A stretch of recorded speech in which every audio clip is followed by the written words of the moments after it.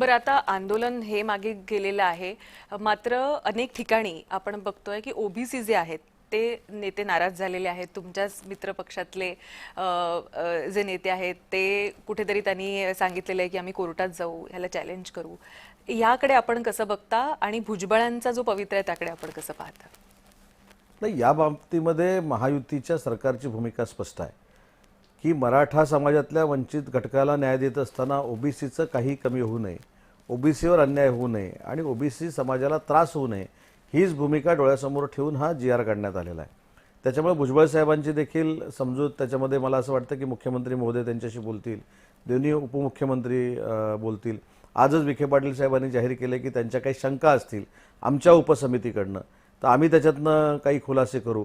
आणि सगळ्यात महत्त्वाची बाब आहे की जसं मराठा समाजाच्या न्याय हक्कासाठी कॅबिनेटची उपसमिती नेमली गेली, तशीच ओबीसीच्या न्याय हक्कासाठी देखील कॅबिनेटची उपसमिती नेमली गेलेली आहे.